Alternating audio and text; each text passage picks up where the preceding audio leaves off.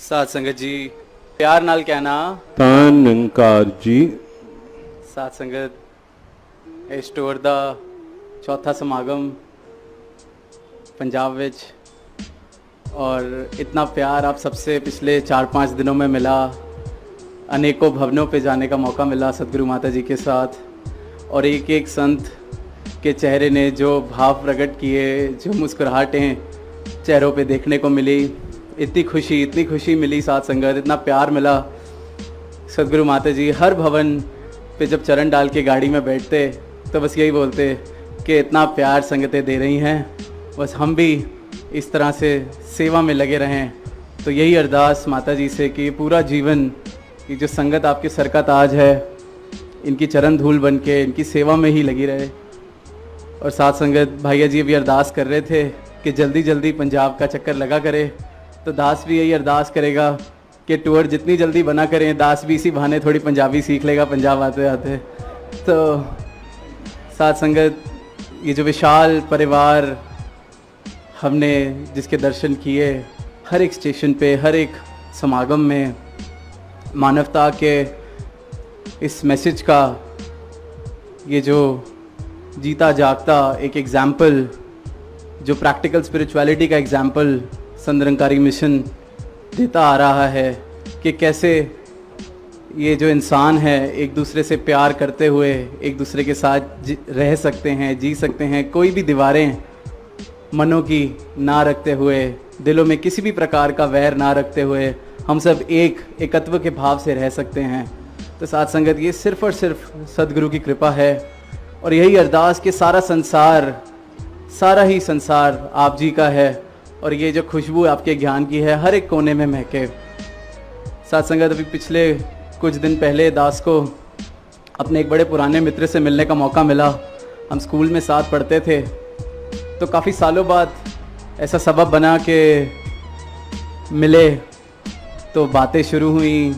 कुछ उन्होंने अपने जीवन में क्या चल रहा है उसका जिक्र किया, कुछ दास से पूछा, फिर जाहिर सी बात थी उन्होंने मिशन के बारे में बात करनी शुरू की।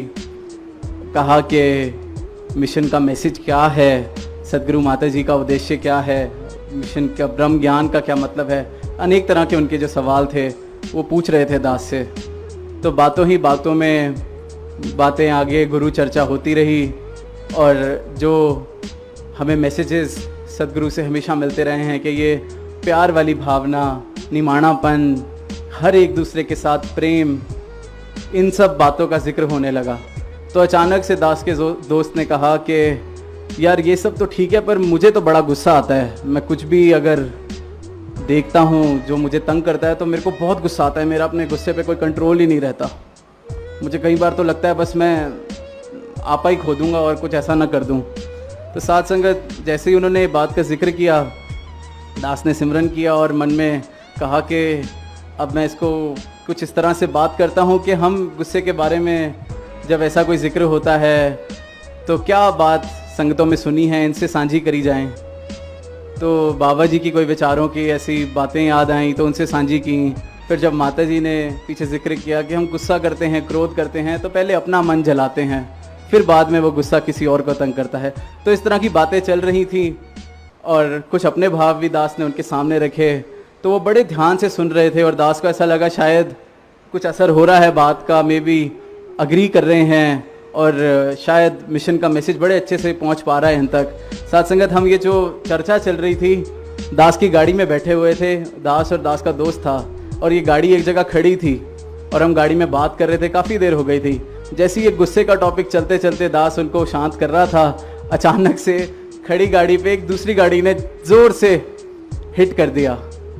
और साथ संगत उस मोमेंट पे दास अपने दोस्त का चेहरा देख रहा था, उसका फर्स्ट रिएक्शन एकदम गुस्से वाला आ गया। दास ने सिमरन किया, सच्चे पातशाह आप जी ने बड़ी कमाल की सिचुएशन सामने रखी है कि अभी तो सिर्फ प्रचार शब्दों से हो रहा है, अब करके भी दिखाना है। तो साथ संगत फिर उस बात का कि कंडो तिखी बालो निकी, साथ संगत ये गुरसिक्खी औखी तब तक है जब तक हमें लगता है कि ये हमने कुछ करना है। जिस पल समर्पण का भाव आ गया कि सच्चे पातशाह मेरी कोई औकात ही नहीं है कि मैं आप जी का मैसेज दे क्या मैं एक कदम भी अपने जीवन का आपकी मर्जी के बिना चल सकूं। आप जी नहीं सब कुछ कराना है। तो फिर साथ संगत ये खुद लाज रखते हैं। गाड़ी से उतरे, जिस महात्मा ने गाड़ी मारी थी वो गाड़ी से उतरा, वो काफ़ी घबराया हुआ था, पता नहीं अब क्या होगा। तो बड़े प्यार से साथ संगत सच्चे पातशाह ने खुद वहाँ पे प्रकट हो के संभाल ली सिचुएशन। बड़े प्यार से हमने एमिकेबली पूरी सिचुएशन को डील किया। फिर जब गाड़ी में बैठे तो दोस्त बोलता है, कहते हाँ यार वैसे गुस्सा करने की ज़रूरत ही क्या है, ऐसे भी तो सारे काम हो जाते हैं। वही बात। तो साथ संगत कहने का भाव ये कि ये हर एक गुरसिक की लाज खुद रखते हैं, बशर्ते ध्यान इनके चरणों में हो। ध्यान इस बात का रहे कि जो आप जी के वचन आते हैं, जो आप जी चाहते हो हमसे, वो जीवन वैसा तभी बन पाएगा जब मैं पूर्ण तरीके से समर्पण करूँगा।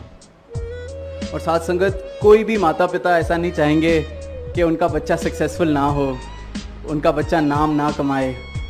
तो ये तो सारे जग के माता पिता हैं साथ संगत। ये एक एक बच्चा तरक्की करे, एक एक बच्चा अपना और इनका नाम रोशन करे, ऐसा जीवन बना ले, ये तो यही चाहते हैं। तो बस समर्पण कर सकें।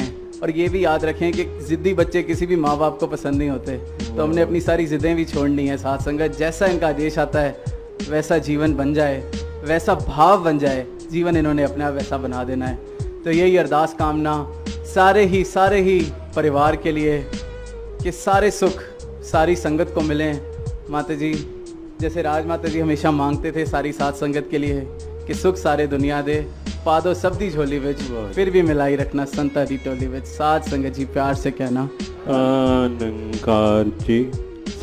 अगर आप ये वीडियो YouTube पर देख रहे हैं तो हमारे चैनल को सब्सक्राइब करें और बेल आइकन को दबाएं।